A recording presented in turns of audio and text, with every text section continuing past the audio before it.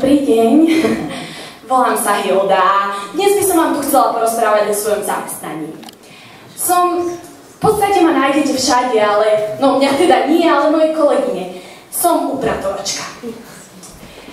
My sme v podstate niečo podobné ako smetiari, ale robíme to trošku inak, lepšie, pretože sme ženy a proste nám ten poriadok ide. A určite sa pýtate, že čo vám taká obyčajná upratovačka môže porozprávať, avšak ja toho mám veľa. Som upratovačka a nie som obyčajná upratovačka. Ja upratujem po vraždách. Pracujem pre políciu. Áno, dobre ste to vyčítali a pracujem pre políciu. Je to veľmi vtipné, keďže poznáte všetky tie vtipy o policajtoch, tak no, zažijem s nimi teda veľa srandy. A s týmto všetkým súvisí aj môj manžel. Keďže upratujem po vraždách, odpratávam to mäso a keďže nemám rada smrad hnijúceho mäsa, našla som si muža kanibala. Môj muž, nebojím sa ho, ak sa pýtate to, pretože môj muž dostáva pravidelnú dávku toho mäsa a potom je veľmi spokojný a výkonný. No. Keď už som takto začala, tak presťahovala som sa do Žiliny len preto, pretože je tu väčšia kriminalita. Avšak tá kriminalita môjim príchodom klesá.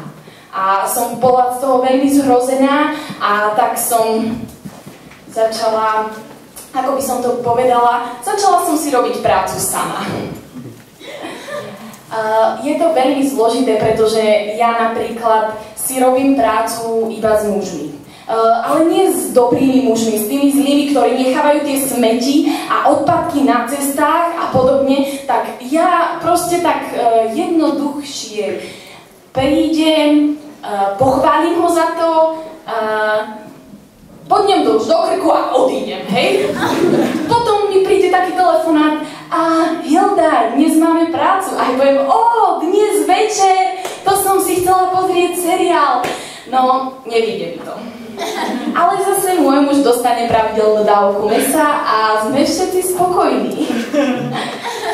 No, čo by som vám ešte k svojmu povolaniu povedala? Určite ste si všimli môj extravagantný outfit a ten je preto taký extravagantný, pretože zbieram kúsky zo svojich obetí. Každý kúsok musí byť tým pádom iný a od inej obete. Prevažne som vraždila teda mužov, je vidno tie väčšie veľkosti a určite sa pýtate, prečo mám zajaca na ruke. Ten je tu na to, aby som si mohla utrieť okuliare.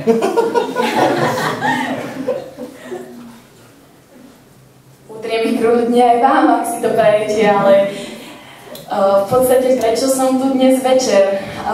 Určite ste si všimli, že mám dve rovnaké topánky.